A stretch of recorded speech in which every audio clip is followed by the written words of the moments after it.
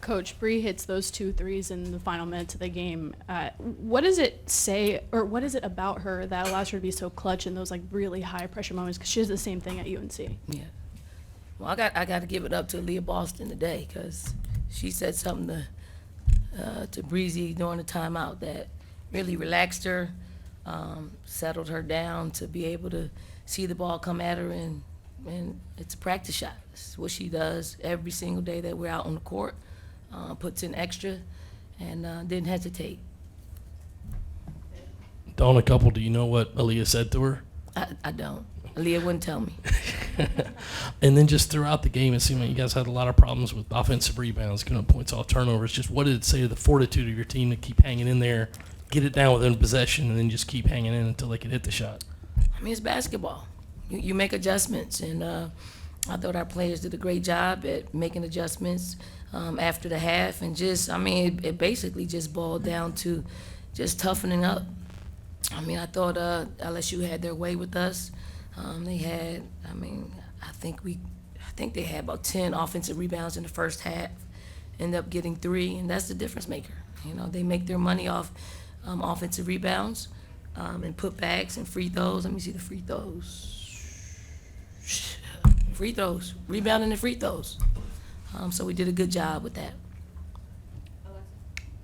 Hi, Dawn. Your team has now won 10 consecutive games when trailing by double digits, dating back to November 2021. What has allowed your team and all these players, even though it's a different cast when you compare November 2021 to now, to do that, to have that resilience and to keep fighting back in those moments?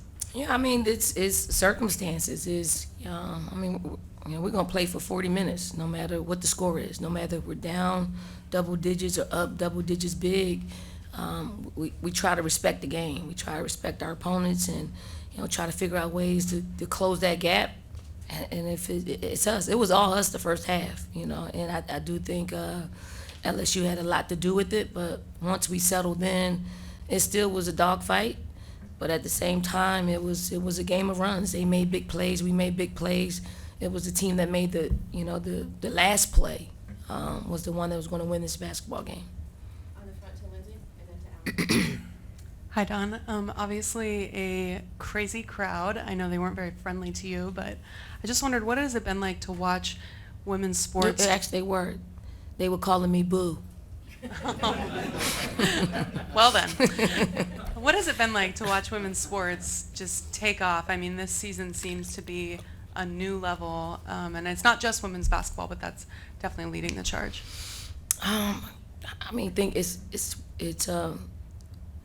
our game. It's our game that our game's been held down and held back, and now I don't know if it's the television package or the negotiations. I don't know what it is, but I think what we are witnessing is something truly special. And the atmosphere here. I mean, everything. I've never seen as many people in the plaza of any plaza for a regular season game anyway.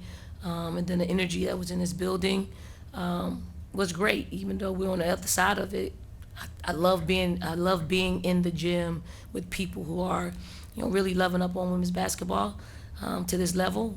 But it's not going anywhere. It's only going to get bigger. Who was holding you back when you say the game had been held Who? The decision makers. Yeah. Yeah, they know who they are. Alan in the picture and then here on the aisle. Alan, right here in front of you.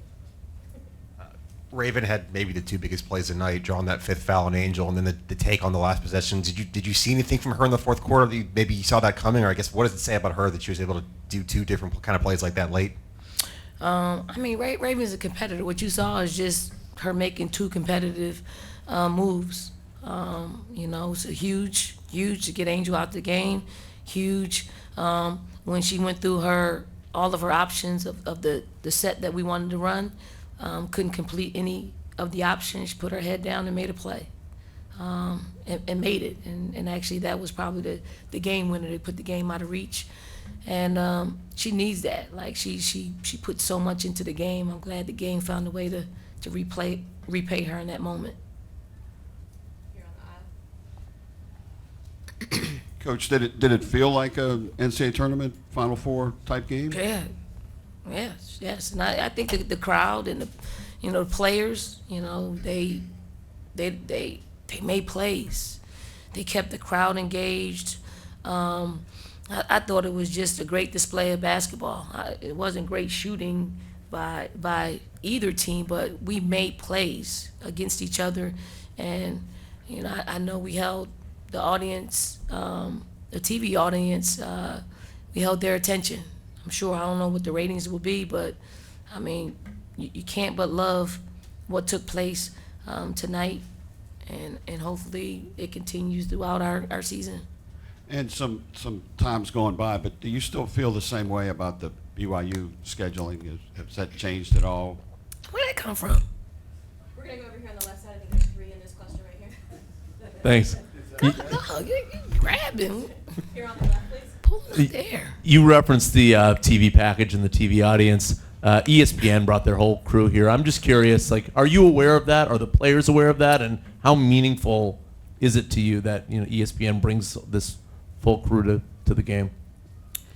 It means we're taking a step forward in our game. I forget his name. What is his name? ESPN guy. I mean, he's the new guy. He's the new appointed. No. Black guy. Stephen A?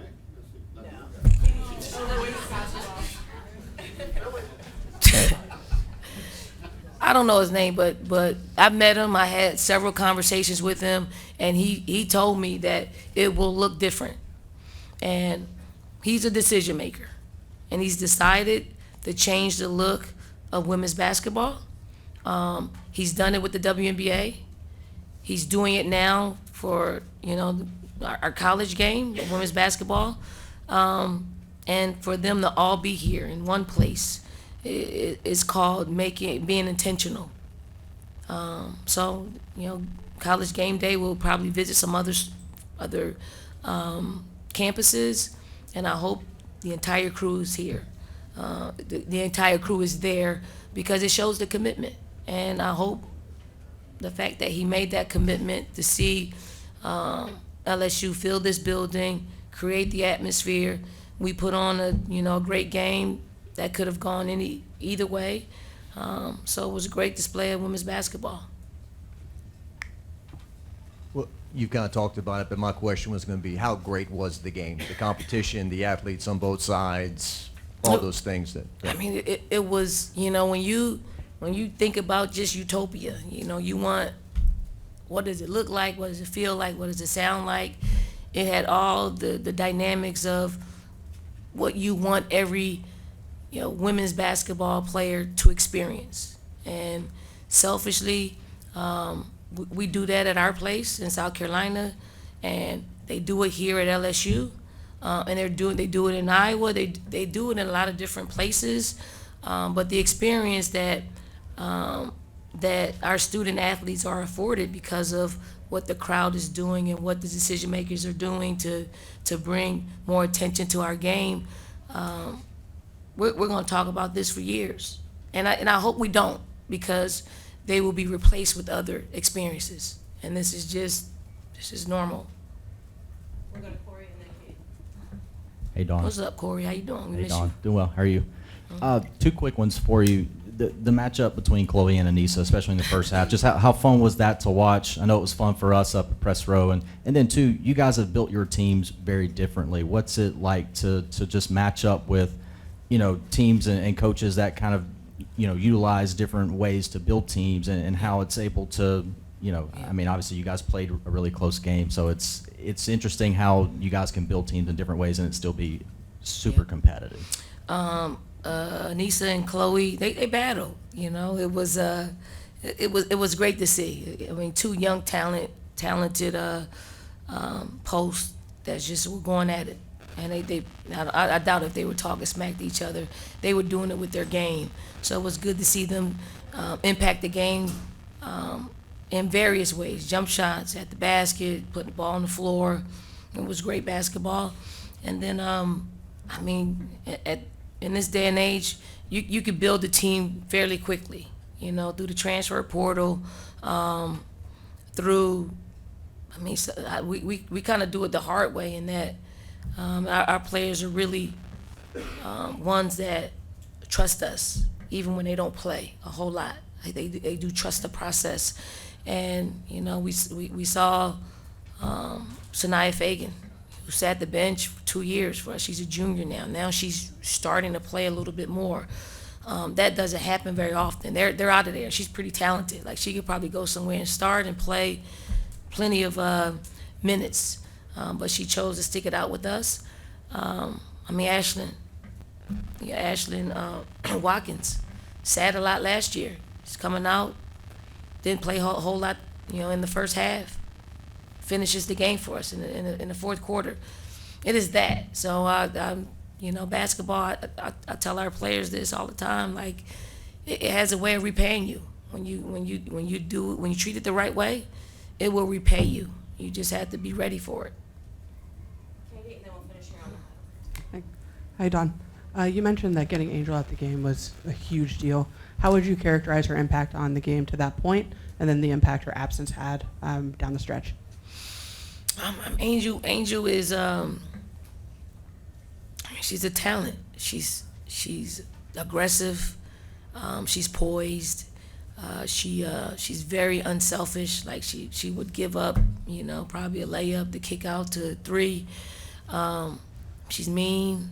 Like, she's physical. She is somebody that you want to play with, because you know she's going to play to the very end. She's going to give it her all.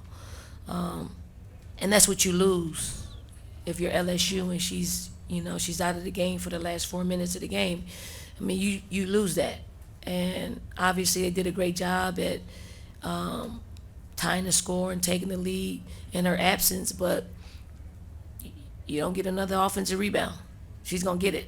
You don't get a steal. You don't get a spectacular block.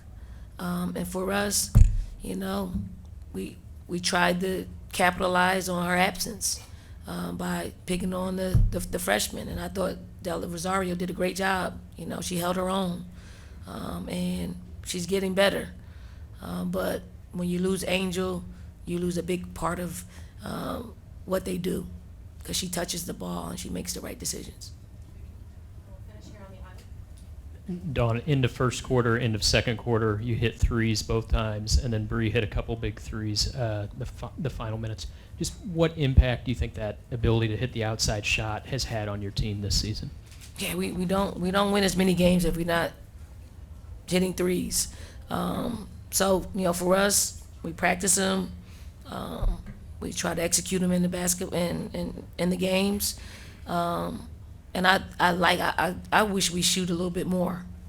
I do, because we don't take bad shots. We don't take bad threes. We might take bad twos, but we don't take bad threes. So if we can get a little bit more greedy with it, Pow, Breezy, Ray, Tessa. We didn't get Tessa in the game enough for her to stretch the floor for us, but she can knock down some threes too. It gives us a shot at winning a game in this type of environment when it was hard for us to get a bucket. It was hard for us to score in the paint. It was hard for our post players to score. So the threes loosen things up a little bit. Thank you, everyone. Thank you.